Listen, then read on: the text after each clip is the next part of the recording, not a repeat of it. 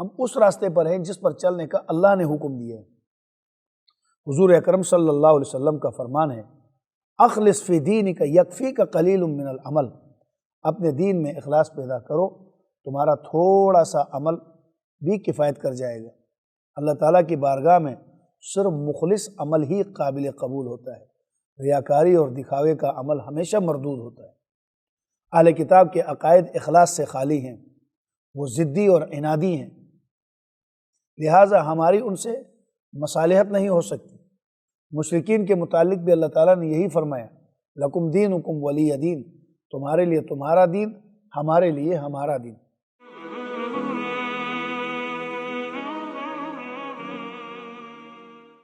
اعوذ باللہ من الشیطان الرجیم، تحاجوننا فی اللہ وہو ربنا وربکم ولنا اعمالنا ولکم اعمالکم ونحن له مخلصون۔ قل، کہہ دیجئے اے پیغمبر صلی اللہ علیہ وسلم اہل کتاب سے، اتحاجوننا، کیا تم ہمارے ساتھ جھگڑا کرتے ہو، فی اللہ، اللہ کے بارے میں، وہو ربنا، حالانکہ وہ ہمارا وہی رب ہے، وربکم، اور تمہارا رب بھی ہے، ولنا اعمالنا، اور ہمارے لیے ہمارے اعمال ہیں، ولکم اعمالکم، اور تمہارے لیے تمہارے اعمال ہیں، ونحن له مخلصون، اور ہم اسی کے لیے اخلاص کرنے والے ہیں۔ ام تقولون، کیا تم یوں کہتے ہو، ان ابراہیم و اسماعیل و اسحاق و یعقوب والاسباط، کہ حضرت ابراہیم، اسماعیل، اسحاق و یعقوب اور ان کی اولاد، کانوا ھودا و نصارا، یہودی یا نصرانی تھے۔ قل، کہہ دیجئے پیغمبر صلی اللہ علیہ وسلم، اانتم اعلم ام اللہ، کیا تم زیادہ جانتے ہو یا اللہ تعالیٰ زیادہ جانتے ہیں؟ ومن اظلم ممن کتم شہادۃ عندہ، اور اس سے بڑا ظالم کون ہوگا جو اس گواہی کو چھپاتا ہے جو اللہ تعالیٰ کی طرف سے اس کے پاس ہے۔ وما اللہ بغافل عما تعملون،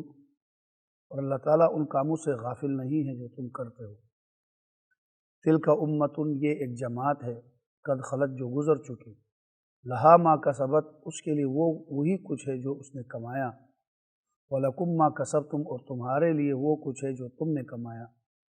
وَلَا تُسْأَلُونَ عَمَّا كَانُوا يَعْمَلُونَ، اور تم سے ان کاموں کے بارے میں نہیں پوچھا جائے گا جو وہ کرتے تھے۔ گزشتہ سے پیوستہ آیات جو گزشتہ درس میں بیان ہو چکا ہے کہ یہود و نصارہ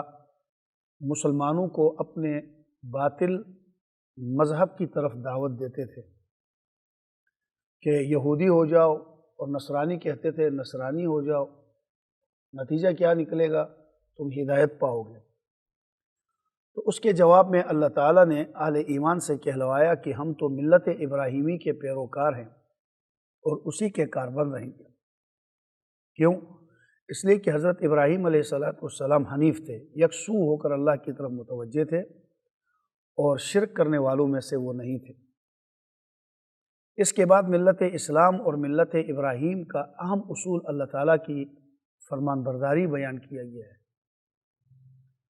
اللہ تعالیٰ نے اہل ایمان سے فرمایا کہ تم اعلان کرو کہ ہم اللہ پر ایمان رکھتے ہیں، اس کی توحید اور اس کی کتاب کو مانتے ہیں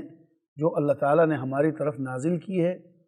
اور ان صحائف کو بھی مانتے ہیں جو اللہ تعالیٰ نے حضرت ابراہیم، حضرت اسماعیل، حضرت اسحاق اور حضرت یعقوب علیہ السلام اور ان کی اولاد کی طرف نازل فرمائے۔ ہمارا اس شریعت اور دین پر بھی ایمان ہے جو حضرت موسیٰ اور حضرت عیسیٰ علیہ السلام کو دیا گیا۔ خلاصہ یہ کہ تمام انبیاء علیہ السلام کو جو چیز بھی عطا کی گئی ہے، ہمارا اس پر ایمان ہے۔ ہم تفریق بین الرسل، نبیوں کے درمیان تفریق کرنے کے، رسولوں کے درمیان تفریق کرنے کے نہ تو قائل ہیں کہ کسی کو مان لیا اور کسی کو ماننے سے انکار کر دیا، بلکہ سب کو ہم اللہ تعالیٰ کے رسول تسلیم کرتے ہیں اور آسمان سے نازل ہونے والی تمام کتابوں پر ایمان رکھتے ہیں۔ البتہ عمل کے لیے صرف قرآن پاک کافی ہے، ایمان ہم سب پر رکھتے ہیں۔ حضور اکرم صلی اللہ علیہ وسلم کے صحابہ کو بھی اسی اصول پر عمل درآمد کرتے تھے۔ چنانچہ اللہ تعالیٰ نے فرمایا اگر یہود و نصارہ بھی اس طرح ایمان لائیں جس طرح صحابہ ایمان لائے ہیں تو وہ بھی ہدایت پا جائیں گے۔ یہود و نصارہ کہتے تھے یہودیت میں ہدایت ہے، نصرانی کہتے تھے نصرانیت میں۔ اللہ تعالیٰ نے ہدایت کا معیار صحابہ کو قرار دیا۔ اگر یہ صحابہ کرام کی ترتیب پر ایمان نہیں لاتے، ہٹ درمی کر جاتے ہیں، ضد پر رہتے ہیں، تو یہ مخالفت کی وجہ سے لاکھ بار دعویٰ کرے کہ ہم ہدایت پر ہیں، یہ ہدایت پر نہیں ہو سکتے۔ ہدایت پر وہی ہوگا جس کو اللہ نے ہدایت کا معیار قرار دیا ہے۔ اللہ تعالیٰ نے اہل ایمان کو تسلی دی ہے کہ اہل کتاب کے شر سے خائف نہ ہوں، آپ ان سے نہ ڈریں کہ یہ کوئی نقصان پہنچائیں گے، آپ کے لیے اللہ تعالیٰ کفایت کرے گا۔ پھر فرمایا تھا کہ یہود اور نصرانی کا جو رنگ پکڑنے کی بجائے یہودیت کا رنگ اختیار کر لو یا نصرانیت کا، اس سے بہتر ہے کہ اللہ کا رنگ اختیار کرو، اور وہ دین توحید اور ملت ابراہیمی والا رنگ ہے۔ آخر میں اہل ایمان سے کہلوایا کہ ہم اسی اللہ تعالیٰ کی عبادت کرتے ہیں۔ یہ گزشتہ دروس کی آپ کو میں سرسری کارگزاری بتلا رہا ہوں تاکہ اگلے کے ساتھ جوڑ بٹھانا آسان ہو جائے۔ آخر میں ایمان والوں سے کہلوایا تھا کہ وَنَحْنُ لَهُ عَابِدُونَ، ہم تو اللہ ہی کی عبادت کرنے والے ہیں جس کی وحدت کا ہم اقرار کر چکے ہیں۔ اس کے بعد یہ جو آیتیں ابھی آپ کے سامنے تلاوت ہوئی، اس میں اہل کتاب کے ساتھ جو جھگڑا ہے اس کو بیان کیا کہ اللہ تعالیٰ نے اہل کتاب کے ساتھ مقاطعہ کی بنیاد رکھی ہے کیونکہ ان کے ساتھ مصالحت کا کوئی امکان نہیں ہے۔ حضور اکرم صلی اللہ علیہ وسلم سے خطاب کیا کہ پیغمبر صلی اللہ علیہ وسلم آپ ان اہل کتاب سے یہ کہہ دیں تم ہمارے ساتھ اللہ کے بارے میں جھگڑتے ہو، اللہ رب العالمین کی وحدانیت پہ ہم سے جھگڑا کرتے ہو، اس کا دین یا اس کی عبادت میں وہ تنہا ہے، بلکہ جھگڑے کی بنیاد یہ کہ اہل کتاب اس ظلم میں مبتلا تھے، اس گمان میں مبتلا تھے کہ اللہ تعالیٰ ان پر بڑا مہربان ہے، اس کی تمام تر نوازشیں انہی کو۔ یہود کہتے تھے کہ اللہ کی ساری عنایات ہمارے اوپر ہیں، لہٰذا آخری نبی بھی بنو اسحاق میں سے ہی آنا چاہیے۔ یہ ایسے مطالبہ کر رہے جیسے نبوت کو انہوں نے جاری کرنا ہے۔ اب اللہ خوب جانتے ہیں کہ بنی اسماعیل میں اور نبی کا آخری نبی کا آنا بہتر ہے یا آخری نبی وہاں بھیجنا چاہیے یا بنو اسحاق میں، یہ فیصلہ تو اللہ کریں گے۔ لیکن یہود کہتے ہیں نہیں، ہمارے اوپر عنایتیں ہیں، انبیاء ہمارے اوپر بہت آئے ہیں، تو نبی آخر الزمان بھی ہمارے اندر حضرت اسحاق علیہ السلام کی اولاد میں سے آنا چاہیے تاکہ ان کے خاندان کی برتری قائم رہے۔ اسی لیے وہ حضور اکرم صلی اللہ علیہ وسلم کی ختم نبوت، آپ صلی اللہ علیہ وسلم کی ختم نبوت اور رسالت کو تسلیم کرنے کے لیے تیار نہ تھے، حالانکہ گزشتہ آیات میں گزر چکا ہے کہ واللہ یختص برحمتہ من یشاء، اللہ تعالیٰ ہے جسے چاہتا ہے اپنی رحمت کے لیے خاص کرتا ہے۔ کسی ایک فرد یا قوم نے یہ ٹھیکہ نہیں لیا کہ اللہ تعالیٰ کی رحمتیں صرف انہی کے لیے ہوں، اپنی مرضی سے جس پر چاہے نبوت کے دروازے کھول دے، جس کو چاہے نبی بنائے۔ تو اللہ تعالیٰ نے اس چیز کے متعلق کہلوایا کیا تم ہمارے ساتھ اللہ تعالیٰ کے بارے میں جھگڑتے ہو؟ جو بھئی نبی پاک صلی اللہ علیہ وسلم کو نبی آخر الزمان ہم نے تھوڑی بنایا ہے، یا بنو اسماعیل میں ہم نے تھوڑی بھیجا ہے، اللہ نے بھیجا ہے، تو گویا تم ہمارے ساتھ جھگڑا کرتے ہو حضور علیہ السلام کی ختم نبوت پر، تو در حقیقت تم اللہ کے بارے میں جھگڑا کرتے ہو، حالانکہ وہی ہمارا بھی رب ہے تمہارا بھی رب ہے، اس میں جھگڑے کی کون سی بات ہے؟ اگر اس نے ایک زمانے میں کسی ایک خاندان کو برتری عطا کی ہے، دوسرے زمانے میں دوسرے خاندان کو شرف بخشا، کیونکہ وہ ساری مخلوق کا رب ہے، اس کی نظر میں سب برابر ہیں، وہ سب کا مالک ہے، لہٰذا تمہیں آپس میں مخاصمت نہیں پیدا کرنی چاہیے۔ اگر تم نے ضرور جھگڑا ہی کرنا ہے تو پھر سن لیں وَلَنَا أَعْمَالُنَا وَلَكُمْ أَعْمَالُكُمْ، ہمارے لیے ہمارے عمل ہیں، تمہارے لیے تمہارے اعمال ہیں، یعنی ہم اپنے اعمال کے ذمہ دار ہیں تو تم اپنے اعمال کے ذمہ دار ہو۔ وَنَحْنُ لَهُ مُخْلِصُونَ، ہم تو صرف اسی خالق اور مالک کی فرمان برداری کرنے والے ہیں۔ آپ کے جھگڑا کرنے کی وجہ سے تو نہ تو ہم اللہ کو چھوڑ سکتے ہیں، نہ اللہ کے فیصلے کو چھوڑ سکتے ہیں۔ اور تمہارے غلط دعوے کی جس دعوے کی اللہ تردید کر رہے ہیں، اگر تم واقعتاً اللہ کو ماننے والے ہو تو اللہ جل شانہ نے جس کو معیار قرار دیا ہے تم بھی اسی معیار پہ آ جاؤ، نہ کہ خود کو معیار بنا کے بیٹھے ہو کہ نہیں تم ہماری طرح ہو جاؤ تو ہدایت پاؤ گے۔ اب یہ اخلاص، ہم فرمان بردار اسی کے ہیں اخلاص کے ساتھ۔ اخلاص فی الدین کا کیا مطلب؟ کہ اللہ تعالیٰ کی اطاعت و فرمان برداری ہی ملت ابراہیم کا بنیادی اصول ہے۔ تم اپنے باطل نظریات کی طرف دعوت دیتے ہو، یعنی یہودیت یا نصرانیت کو اختیار کیا جائے، یہ ممکن نہیں۔ کیوں؟ اللہ تعالیٰ کی رحمت لامحدود ہے، وہ جسے چاہے اپنی رحمت سے فیضیاب کرے، کسی کو یہ اعتراض کا حق نہیں ہے۔ تم صرف اس لیے بضد ہو کہ نبی پاک صلی اللہ علیہ وسلم بنو اسماعیل کی اولاد میں آئے، قریشیوں میں سے آ جائے، اور وہ بنی اسرائیل میں کیوں نہیں آئے؟ الحمدللہ ہم نے ایمان قبول کر کے اپنے اندر اخلاص پیدا کیا ہے اور صحیح معنوں میں ملت ابراہیمی میں شامل ہوئے ہیں۔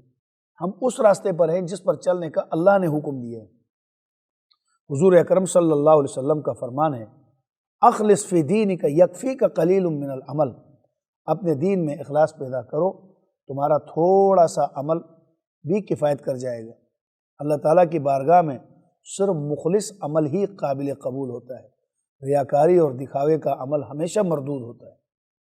اہل کتاب کے عقائد اخلاص سے خالی ہیں، وہ ضدی اور عنادی ہیں،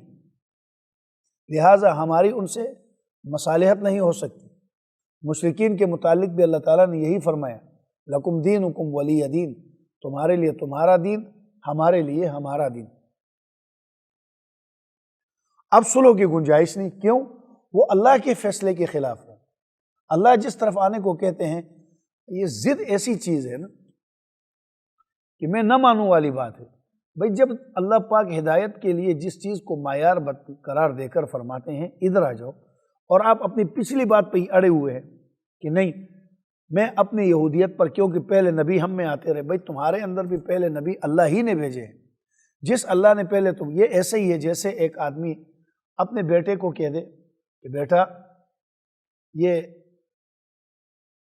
کپڑے میرے استری کر دو، پھر اس کے بعد کہہ دے بیٹا یہ چھوڑ،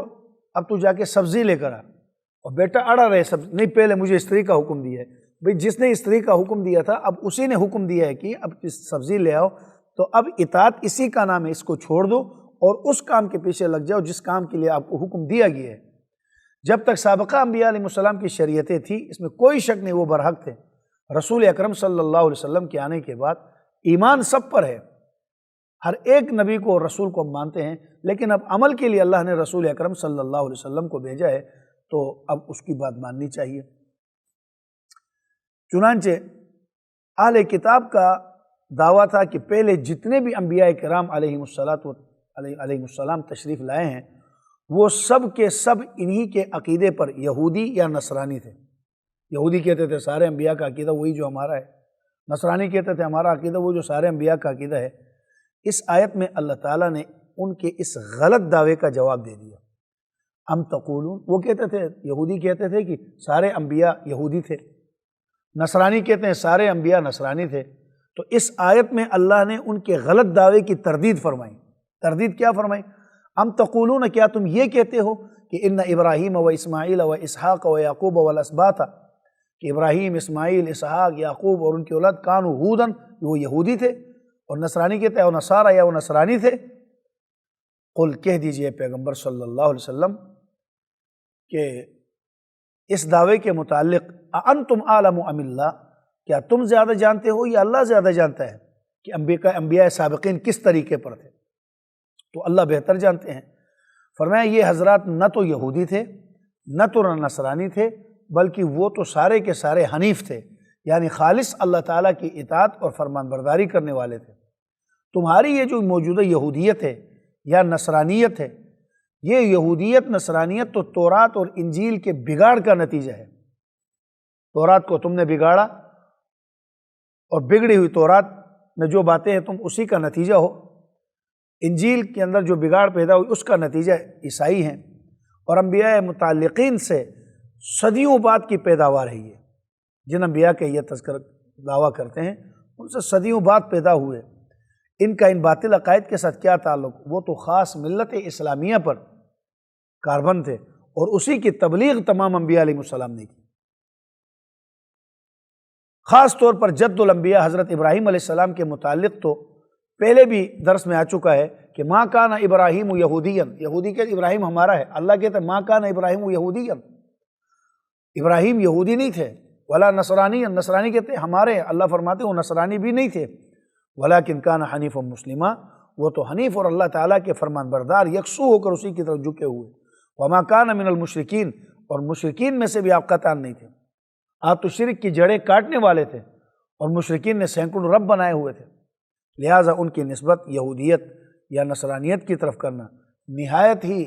بہت بری حرکت اور قبیح حرکت ہے۔ بھلا اللہ تعالیٰ کے نبی یہودیت و نصرانیت کا باطل طریقہ کیسے اپنا سکتے ہیں جو انکار نبوت، عقیدہ تشبیہ، اللہ کے لیے وہ تشبیہات دیتے اور تفریق بین الانبیاء، اللہ کے نبیوں میں تفریق کرتے تھے، یہ والا طریقہ اور ایسے باطل عقائد انہی کو مبارک ہوں۔ انبیاء علیہ السلام ان باطل عقائد اور ان باطل نظریات پر ہو ہی نہیں سکتے۔ پھر کتمان شہادت بہت بڑا ظلم ہے، حق کو چھپانا۔ آگے اہل کتاب کی ایک اور زیادتی اللہ بیان کرتے ہیں، وَمَنْ أَظْلَمُ مِمَّنْ كَتَمَ شَهَادَةً عِنْدَهُ مِنَ اللَّهِ، اس شخص سے بڑا ظالم کون ہوگا جس کے پاس اللہ تعالیٰ کی طرف سے گواہی موجود ہے اور وہ اسے چھپائے۔ یہ گواہی کون سی تھی جسے بنی اسرائیل چھپاتے تھے؟ یہ گواہی حضور صلی اللہ علیہ وسلم کی بعثت، قرآن پاک کی حقانیت اور آخری امت کے بارے میں تھی۔ آگے چل کر آئے گا آپ کے سامنے کہ بنی اسرائیل ایسا جان بوجھ کر کرتے تھے، یہ نہیں کہ وہ نبی پاک کو جانتے نہیں تھے،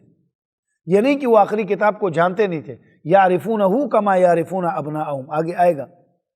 یہ اپنی اولادوں کی طرح پہچانتے تھے مگر تسلیم کرنے کے لیے تیار نہیں تھے۔ تورات میں حضور صلی اللہ علیہ وسلم اور آپ کے صحابہ کے متعلق واضح پیشن گوئیاں موجود تھیں۔ اب آپ کی تورات خود جب حضور علیہ السلام کے لیے پیشن گوئیاں کر رہی ہے، آپ کی انجیل خود حضور علیہ السلام اور صحابہ کے لیے پیشن گوئیاں کر رہی ہیں، تو اب جو آدمی حضور صلی اللہ علیہ وسلم کا انکار کر رہا ہے یا آپ کے صحابہ کو نہیں مانتا، وہ در حقیقت اپنی تورات کو ہی نہیں مانتا۔ بھئی جب تم تورات کے دعوے دار ہو تو تورات نے تو ان کے تذکرے کیے ہیں، تورات نے تو ان کی بعثت کی خوشخبری سنائی ہے، تورات نے تو آپ کے صحابہ کی پیشگوئیاں کی ہیں، تو بس فقط یہ لوگ اناد اور حسد کی وجہ سے آپ کو آخری نبی تسلیم نہیں کرتے تھے۔ گویا تورات نے جو پیشگوئی کی اور جو خود ان کے پاس موجود تھی اسے وہ چھپاتے تھے۔ انہی کے متعلق فرمایا وَمَنْ أَظْلَمُ مِمَّنْ كَتَمَ شَهَادَةً عِنْدَهُ مِنَ اللَّهِ، کہ اس شخص سے بڑا ظالم کون ہو سکتا ہے جو اپنے پاس شہادت جو موجود ہے اس کو چھپائے، ان کی تورات میں موجود ہے۔ شہادت کو چھپانا ویسے ہی گناہ ہے، شہادت کو چھپانا تو ویسے بھی گناہ ہے، چنانچہ قرآن کریم میں دوسری جگہ آتا ہے وَمَن يَكْتُمْهَا فَإِنَّهُ آثِمٌ قَلْبُهُ، کہ شہادت کو چھپانے والے کا دل گناہ گار ہے، بلکہ صحیح گواہی دینا تو ضروری ہوتا ہے،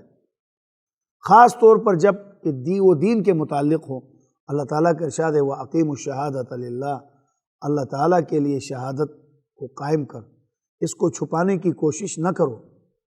ورنہ ظالموں میں شمار ہو جاؤ گے۔ اللہ تعالیٰ نے اہل کتاب کی طرف سے کتمان شہادت کو سورہ اعراف میں بھی بیان کیا اور وہ یوں بیان کیا یجدونہ مکتوبا عندہم فی التوراۃ والانجیل، اس نبی امی کی یعنی حضور اکرم صلی اللہ علیہ وسلم کی پیش گوئیاں، وہ نبی آئے گا، وہ آخری نبی ہوگا، بنو اسماعیل میں سے ہوگا، مکے کی سرزمین میں آئے گا، عبداللہ کا بیٹا ہوگا، آمنہ کے بطن سے پیدا ہوگا، یہ پیش گوئیاں تورات اور انجیل میں ان کے پاس لکھے موجود تھے۔ اب ان پیش گوئیوں کے بعد جو حضور علیہ السلام کی نبوت کو نہیں مانتا تو وہ در حقیقت تورات کا بھی تو منکر ہے، انجیل کا بھی تو منکر ہے، مگر یہ حق بات کو چھپا لیتے تھے۔ فرمایا یہ لوگ یہ نہ سمجھے کہ اللہ تعالیٰ کو ان کی گری ہوئی حرکتوں کا علم نہیں ہے، بلکہ وہ تو ہر چیز کو جانتا ہے، اسی لیے فرمایا وَمَا اللَّهُ بِغَافِلٍ عَمَّا تَعْمَلُونَ، وہ غافل نہیں ہے، تمہاری تمام کارروائیوں کو وہ جانتا ہے اور مناسب وقت پر تم سے اس کا مواخذہ کرے گا۔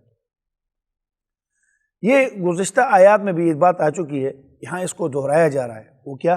تلک امۃ قد خلت لہا ما کسبت، یہ ایک امت تھی جو گزر چکی، اس کے لیے وہی کچھ ہے جو اس امت نے کمایا، اور تمہارے لیے وہی ہے جو کچھ تم نے کمایا۔ ولا تسألون عما كانوا يعملون، تم سے ان کے بارے میں سوال نہیں کیا جائے گا کہ وہ کیا کرتے تھے، بلکہ تم سے اپنے کردار کے بارے میں، افعال کے بارے میں پوچھا جائے گا۔ مطلب یہ کہ اہل کتاب اگرچہ تم اپنی نسبت انبیاء کی طرف کرتے ہو، مگر تم ان کے عقیدے پر قائم نہیں رہ سکے۔ اب دعویٰ کرنے سے کیا ہوتا ہے؟ اس سے معلوم ہوا، ہمیں اصول ملا کہ کوئی آدمی اپنی نسبت کسی کی طرف کرتا ہے تو نسبت میں صحیح اسے تب مانا جاتا ہے کہ جس کی طرف نسبت کر رہا ہے اس کی باتوں کو وہ تسلیم کرے۔ اس لیے موجودہ دور میں دیکھیں جتنے بھی فتنے ہیں، ایک آدمی اپنے آپ کو کہتا ہے میں احناف میں سے ہوں، امام ابو حنیفہ رحمۃ اللہ علیہ کا مقلد ہوں، لیکن ان کے اذانوں سے لے کر نماز اور ان کے جنازے اور جنازوں کے اندر دعائیں اور پھر مختلف تیسرا، پانچواں، ساتواں، یہ جتنے بھی احناف نے تو کوئی بھی ایسی بات نقل نہیں کی، اپنی طرف سے باتیں لگا کر اور پھر اپنے آپ کو حنفی کہلانا۔ ایک آدمی اپنے آپ کو کہتا ہے میرا علمی مرکز جو ہے وہ دیوبند ہے، جن سے میں نے قرآن و سنت کی تعلیمات حاصل کی۔ اب دیوبند کے اندر ایک نظریہ اور ایک عقیدہ پایا جاتا ہے، اور آدمی اس نظریے اور عقیدے کے خلاف ہے تو اسے کبھی نہیں کہا جائے گا کہ اس کا تعلق دیوبند والوں کے ساتھ۔ اسی طرح اپنے آپ کو انبیاء علیہ الصلوۃ والسلام کی طرف نسبت کرنا، یہ جھوٹی نسبت ہوگی اس وقت جب انبیاء کی تعلیمات کو ہی نہیں مانتا۔ انبیاء ایک بات بتلا رہے ہیں اور وہ اس بات کو قبول نہیں کرتا، لیکن وہ تمہارے کسی کام نہیں آ سکتے، تمہیں اپنے افعال کی خود بخود جواب دہی کرنا ہوگی۔ انبیاء کی اولاد ہونے سے تمہاری چھٹکارا نہیں ہوگا، کیونکہ تم نے خود انبیاء کی مخالفت کی ہے۔ ملت ابراہیمی کا ایک اہم ترین اصول اللہ نے بیان کیا، وَلَا تَزِرُ وَازِرَةٌ وِزْرَ أُخْرَىٰ، یعنی کوئی کسی کا بوجھ نہیں اٹھائے گا کہ میرا باپ داد میرا۔ اب انبیاء علیہ الصلوۃ والسلام کی طرف نسبت کر کے، انبیاء کے متعلقین ہونے کا دعویٰ کر کے، اگر انبیاء کے طریقے سے ہٹے ہوئے ہیں تو انبیاء کا رشتہ دار ہونا یا انبیاء کے ساتھ اپنی نسبت قائم کرنا کوئی فائدہ نہیں دیتی۔ اسی طرح آج چند جاہل اپنے آپ کو جی میرا تعلق فلاں بزرگ کے ساتھ ہے، میں فلاں گدی نشین سے میں، تو مجھے گدی نشین کی بزرگی سے اختلاف نہیں ہے، یقیناً وہ بزرگ ہوں گے، یقیناً وہ اللہ والے ہیں، لیکن ایک آدمی کسی اللہ والے کے ساتھ اپنی نسبت قائم کر کے کہتا میں فلاں اللہ والے کا مرید ہوں، لیکن نماز نہیں پڑھتا، روزہ نہیں رکھتا، ظاہری زندگی سنت رسول صلی اللہ علیہ وسلم کے خلاف ہے، اور جو اللہ والا ہے اس کی زندگی میں احکامات بھی ہیں، سنتیں بھی ہیں، لیکن یہ اس کی طرف اپنی نسبت کر کے بیغم بیٹھا ہوا ہے، اور جی ہم تو فلاں گدی والوں کے مرید ہیں، ہم تو فلاں اللہ والے کے مرید ہیں، تو فقط اس نسبت سے کوئی فائدہ نہیں ہوگا جب تک کہ آدمی ان والے طور طریقے، ان والے اعمال کو اختیار نہ کر لے، ان والی تعلیمات کو اختیار نہ کر لے۔ اسی لیے حضرت حق باؤ رحمۃ اللہ علیہ فرمایا کرتے تھے کہ میرے نزدیک اس آدمی سے جو نماز نہیں پڑھتا اس سے خنزیر بہتر ہے۔ سبحان اللہ، حضرت کی تو اتنی بڑی تعلیمات ہے۔ آج ایک آدمی اپنے آپ کو کہے میرا تعلق حق باؤ رحمۃ اللہ علیہ سے ہے، لیکن نماز پڑھنے کے لیے تیار نہیں ہے، تارک صلاۃ بھی ہے، اور پھر بعض نماز تو پڑھتے ہیں مگر تارک جماعت ہیں، باجماعت نماز پڑھنے کے منکر ہیں۔ یہ لوگ اللہ والوں کے ساتھ نسبت کرنے کی وجہ سے ان کو کوئی فائدہ نہیں ہوگا، کیونکہ ان کی زندگی، حضرت بابا فرید رحمۃ اللہ علیہ ایک بہت بڑے اللہ والے ہیں، کوئی شک نہیں اس کے اللہ والے ہونے میں، ان کی جوتیوں کی خاک ہم جیسے گناہ گاروں کی آنکھوں کا سرما ہے، لیکن بابا فرید رحمۃ اللہ علیہ کی ولایت اور بزرگی میں رہنے والے کو اس کو فائدہ ہوگا جو حضرت کی مبارک زندگی کو اختیار کر لے، نماز نہیں پڑھتا، روزہ نہیں رکھتا، چرس پیتا ہے، شرکیات میں مبتلا ہے، لاکھ بار کہ میں جب انبیاء کی اولاد کے لیے فرمایا کہ تمہارے فقط نسبت قائم کرنا اور ان کی تعلیمات کو نہ ماننا تمہارے لیے فائدہ مند نہیں ہے۔ قد خلت لہا ما کسبت ولکم ما کسبتم، ان سے ان کے اعمال پر بحث ہوگی، آپ سے آپ کے اعمال پر۔ ولا تسألون عما كانوا يعملون، ان کے اعمال پر تم سے باس پرس نہیں ہوگی، نیک اعمال وہ کرتے رہے اور اجر تم نہ۔ اسی طریقے سے عام جب انبیاء علیہ السلام کا یہ حکم ہے تو عام امتیوں میں کسی اللہ والے کے ساتھ نسبت فقط یہ قائم کرنا کہ میں، لیکن اس کی تعلیمات پر نہیں چل رہا ہے، اللہ کے واضح احکامات کو توڑ رہا ہے، اس کو یہ فقط نسبت جو ہے وہ کوئی فائدہ نہیں دے گی۔ اسی لیے ملت ابراہیمی کا ایک اہم ترین اصول اللہ نے قرآن میں بیان کیا ہے کہ وَلَا تَزِرُ وَازِرَةٌ وِزْرَ أُخْرَىٰ، کوئی کسی کا بوجھ نہیں اٹھائے گا، اور حضور اکرم صلی اللہ علیہ وسلم کا شمائل ترمذی میں فرمان مبارک موجود ہے کہ آپ علیہ السلام نے فرمایا لا یجنی علیک ولا تجنی علیہ، باپ اور بیٹے کے متعلق فرمایا باپ کا گناہ بیٹے کی گردن پر نہیں ہوگا اور نہ بیٹے کی زیادتی پر باپ کو پکڑا جائے گا۔ ہر کوئی اپنے کام کا ذمہ دار ہے، اسی لیے فرمایا انبیاء علیہ السلام کی طرف محض نسبت کر لینا کچھ فائدہ نہیں دے گا جب تک ان کی پوری اتباع نہیں کی جائے۔ تفسیر عزیزی کے اندر حضرت شاہ عبدالعزیز صاحب نے یہ مفسرین کرام رحمہم اللہ فرماتے ہیں کہ تلک امتن، یہ آیت جو ہے کہ ایک امت تھی، یہ دہرایا جانا خاص مقصد کی بنا پر ہے۔ پہلے بھی آپ نے پڑھ لیا تھا ایک رکوع پہلے، ابھی پھر کیا گیا تلک امتن، یہ اس لیے دہرایا کہ اس میں اہل اسلام کے لیے ایک لمحہ فکریہ ہے۔ صرف اہل کتاب کے لیے تو یہ آیت ایک ہی دفعہ کافی تھی، اب جو دوسری دفعہ اس کا تکرار کیا گیا ہے تو حضرات مفسرین فرماتے ہیں اس سے مراد اہل اسلام کی تنبیہ ہے کہ اہل کتاب کی طرح وہ بھی خالی نسبتوں پر تکیہ لگا کے نہ بیٹھے، بلکہ وہ اپنے عقائد اور اعمال کو پاک کرے، اللہ تعالیٰ اور رسول اکرم صلی اللہ علیہ وسلم کی احکامات کی پابندی کرے۔ تو پہلا تلک امت قد خلت لہا ما کسبت اہل کتاب کے لیے کافی تھا، پھر ایک رکوع کے بعد پھر تلک امت قد خلت یہ جو ہے وہ گزری، یہ اس اہل اسلام کو تنبیہ کی کہ تم ان کی طرح اپنے بزرگوں پر تکیہ لگا کے نہ بیٹھنا کہ نسبت کر کے جی میں فلاں بزرگ کا مرید ہوں۔ میری بات آپ سمجھ رہے ہیں، میں اللہ والوں کے علیہ باللہ کوئی مخالفت نہیں کر رہا، اللہ والے تو بہت بڑے ہیں، میں نے چند کے نام لے کر بتا دیے، میں لاکھ بار کہہ دوں میں حضرت حق باہو رحمۃ اللہ علیہ کا مرید ہوں، میں لاکھ بار کہہ دوں میں عقیدت مند ہوں حضرت بابا فرید رحمۃ اللہ علیہ کا، میں لاکھ بار کہہ دوں میں نئی ولی حجویری رحمۃ اللہ علیہ کا، ان کی جوتیوں کی خاک ہماری آنکھوں کا سرمہ ہے، انہوں نے سنت والی زندگی سے ایک ایک دن میں ہزاروں لوگوں کو اسلام میں داخل کر دیا، اور ہم مسلمان ان کی طرف نسبت کر کے کام سارے وہ کر رہے ہیں جو اسلام کے مزاج کے خلاف ہے اور اہل اللہ کی طبیعتوں کے خلاف ہے، اور ہم نے فقط چرس بھی پیتے ہیں، سنت کے خلاف چہرے بنائے ہوئے ہیں اور مونچھیں منہ میں لٹک رہی ہیں، اور سنت کے خلاف نماز بھی کوئی پتہ نہیں، اور بس یہ فلاں بزرگ کے ساتھ میں یہ نسبت کام نہیں آئے گی، اور کسی بزرگ کی کسی اہل اللہ کی یہ تعلیمات میں سے نہیں ہے کہ آپ احکامات کو توڑ کر میرے ساتھ لگ جائیں۔ اسی لیے ان کے لیے بھی راہ نجات کھل سکتی ہے، اپنے اعمال کے بغیر کوئی چارہ کار نہیں۔ آج کل جتنے ہمارے پیرزادے ہیں، فلاں پیر صاحب کا بیٹا ہے، فلاں گدی نشین، فلاں کا گدی نشین ہے، ان کے لیے یہ ایک بات لمحہ فکریہ ہے کہ وہ اپنے آپ کا تنہائی میں بیٹھ کر محاسبہ کریں، آیا آباء و اجداد کی خالی نسبت میرے لیے کام آئے گی، یا آج جس باپ دادے کی گدی پر میں بیٹھا ہوا ہوں ان کو والی طرز زندگی، باپ نیک اور صالح تھا تو اس کا عمل اس کے ساتھ ہے، باپ کے ساتھ ہے۔ بیٹے کو اپنی جواب دہی خود کرنی ہوگی، نسبت تو جب مفید ہوگی جب بزرگوں کے خصائص سے حصہ پائے، جب بزرگوں والی زندگی، جو جس زندگی کی دعوت وہ دیتے ہیں، جو مبارک زندگی وہ سمجھاتے ہیں۔ اماموں کے ساتھ نسبت کرنا بھی اسی قبیل سے ہے، یہی حال مشائخ طریقت کا ہے، اپنی نسبت بلند بزرگوں کے ساتھ کرنا، خانوداؤں کی طرف اپنی نسبت کرنا، مگر ان کی ایک خوبی بھی ان میں نہیں پائی جاتی۔ مثلا آج چشتیہ، قادریہ سلسلے کی طرف نسبت کرنے والے کتنی لغو باتوں میں ملوث ہے۔ کیا اب شیخ عبد القادر جیلانی صاحب رحمہ اللہ کا یہی طریقہ کار تھا؟ اپنے آپ کو بڑے فخر سے کہیں گے میں قادری سلسلے سے تعلق ہے، لیکن اپنے کاموں کو دیکھے تو یہود اور حنود شرما جائے۔ کیا شیخ عبد القادر جیلانی رحمۃ اللہ علیہ کی یہ ترتیب تھی لوگوں کے لیے؟ ان کی کتابیں موجود ہیں، ان کے مواعظ اور ان کے دیگر تصنیفات دنیا میں ایک ایک لفظ سے ایمان اور حقیقت ٹپک ٹپک کر سامنے آتی ہے، کفر اور شرک سے بیزاری کا اظہار کرتے ہیں، مگر ان کی طرف نسبت کرنے والے کفر بھی کریں، شرک کوئی بھی ہو، میں نے کسی فرقے کا نام نہیں لیا، میں کہتا ہوں کہ شیخ عبد القادر جیلانی رحمۃ اللہ علیہ پیر پیران شیخ عبد القادر جیلانی محبوب سبحانی غوث سمدانی رحمۃ اللہ تعالی علیہ رحمتاً واسعۃ بلا عدد و مدد،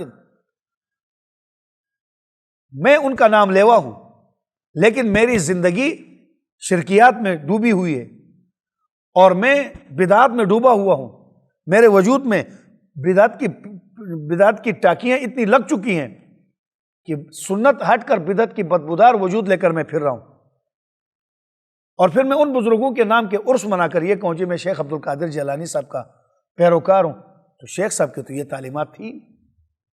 انہوں نے قطعاً یہ نہیں فرمایا ان کی قبروں پر جا کر میں لمبی چادر چڑھا دوں، مجھے دنیا جہان کے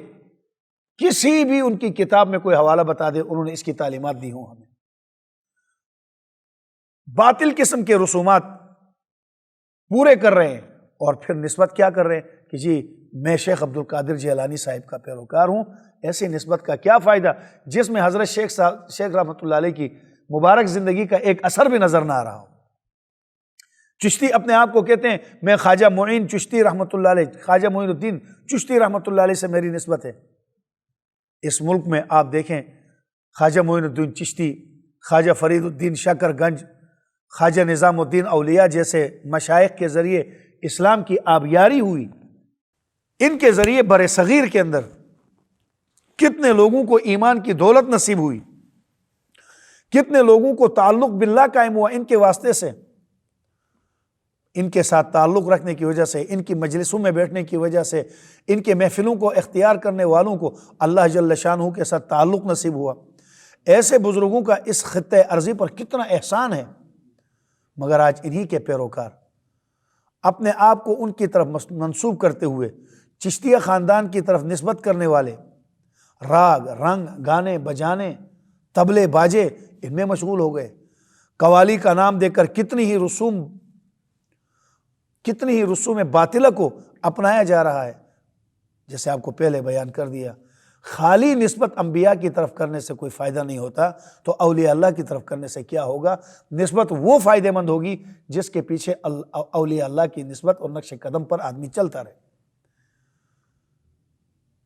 اسی چیز کو یہودیت سے تو تعبیر کیا گیا ہے۔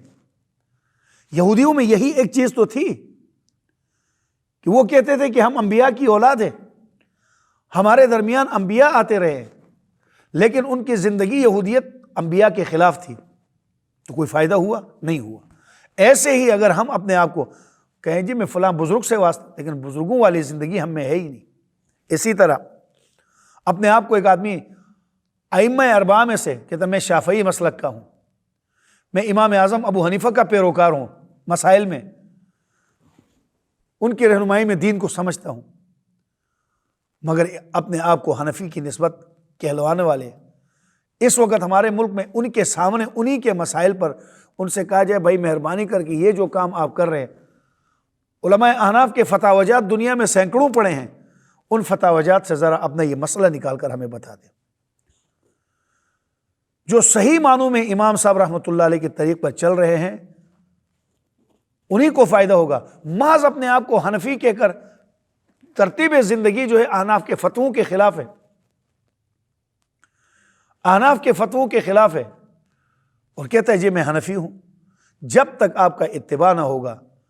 اس وقت تک فائدہ کچھ نہیں۔ اسی طرح شافعی کی نسبت کرنے والے وہ بھی اپنے طریقے پر قائم نہ رہیں، دل میں تعصب بھرا ہوا ہو، لاکھ شافعی کہلائے، کچھ فائدہ نہیں ہوگا۔ اس قسم کی خالی نسبتوں کو یہودیت سے تعبیر کیا، یہ یہودیوں والی نسبتیں ہیں۔ یہود بھی انبیاء سے بس نسبتیں قائم کرتے تھے۔ میری بات آپ سمجھ رہے ہیں؟ میں نسبت کا منکر نہیں، والعیاذ باللہ۔ میں نے کہا وہ نسبت جو اہل اللہ کی زندگی سے میل نہ کھاتی ہو، وہ نسبت جو اللہ والوں کی زندگی کے خلاف چل رہی ہو۔ مجھے اللہ والوں سے نسبت بھی ہے، اللہ والوں شکل و صورت اللہ والوں کی نہیں، شکل و صورت اللہ کے دشمنوں والی ہے، اور نسبت اللہ والوں سے قائم کیا تو حقیقت میں مجھے دشمنوں سے پیار ہے۔ اس لیے یہود کو فرمایا کہ اللہ تعالیٰ نے کہ پہلے تم اپنے انبیاء علیہ السلام جن کی تم بات کرتے ہو ان کی تعلیمات پر تو عمل کرو، ان کے یہ غلط عقائد نہیں تھے جو تم پیش کر رہے ہو۔ بہرحال اللہ تعالیٰ نے اہل ایمان کو خبردار کیا کہ ایمان لانے کے باوجود یہودیت کا راستہ اختیار نہ کرنا، ایمان لانے کے بعد یہودیت کا راستہ اختیار نہ کرنا، صحیح معنوں میں ملت ابراہیمی اور شریعت محمدی صلی اللہ علیہ وسلم پر قائم رہے۔ خود حضور اکرم صلی اللہ علیہ وسلم نے اپنے خاندان والوں کا نام لے کر فرمایا اے بنی ہاشم، اے بنی عبد المطلب، اے بنی عبد المطلب، خبردار ایسا نہ ہو کہ قیامت کے دن لوگ اعمال لے کر آئیں اور تم محض خاندانی تعلق اور رشتہ داری لے کر آؤ۔ کتنی بڑی بات ہے۔ خود پاک پیغمبر نے فرمایا کہ میرے قیامت کے دن اور لوگ تو اعمال کا ڈھیر لے کر آ جائیں،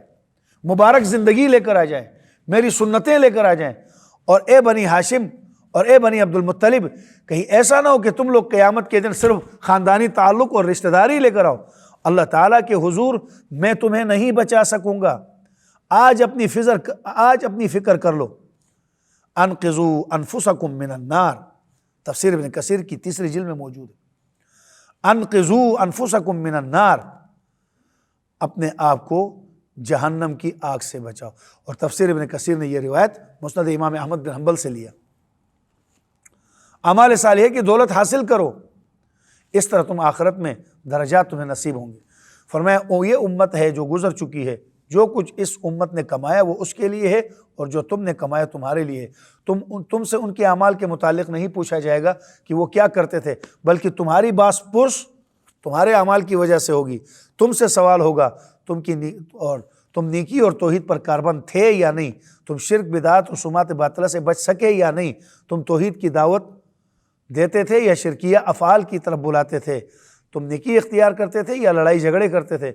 لڑائی جھگڑوں میں مصروف رہے۔ آج تم اپنا محاسبہ کر لو، قیامت کے دن تمہارے کاموں کا تم سے ہی پوچھا جائے گا، کسی اور سے نہیں پوچھا جائے گا۔ تو خلاصہ کلام یہ نکلا کہ یہود کو اس بات کی تعلیم دی گئی کہ روز قیامت جو ہے وہ خالی نسبتیں لے کر آنے سے کوئی فائدہ نہیں ہوگا۔ اب ترجمہ دیکھ لیں ایک بار پھر۔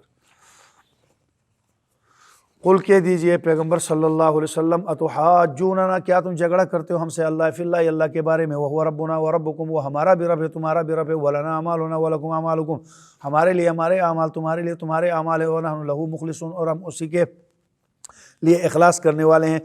ام تقولون، کیا تم یہ کہتے ہو، ان ابراہیم، کہ بے شک ابراہیم و اسماعیل، اسحاق و یعقوب والاسباط، اور ان کی اولاد، کانوا ھودا، وہ یہودی تھے یا نصرانی۔ قل کہہ دیجئے پیغمبر صلی اللہ علیہ وسلم، انتم اعلم ام اللہ، کیا تم خوب جانتے ہو یا اللہ، ومن اظلم، اس سے بڑھ کر ظالم کون ہوگا، ممن کتم شہادۃ عندہ، جو چھپایا جو اس کے پاس گواہی ہے اس کو، من اللہ، اللہ کے بارے میں، ومن اللہ،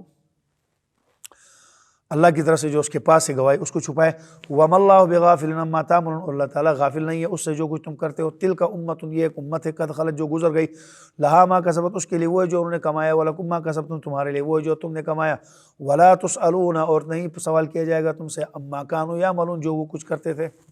اگر ہماری ویڈیو پسند آئی ہے تو اسے لائک کریں، کمنٹ کریں اور دوستوں کے ساتھ شیئر کریں، اور اگر ہمارا چینل ابھی تک سبسکرائب نہیں کیا تو اسے سبسکرائب کر دیں اور بیل آئیکن کو پریس کر دیں تاکہ ہر آنے والی ویڈیو آپ کو مل سکے۔ جزاک اللہ۔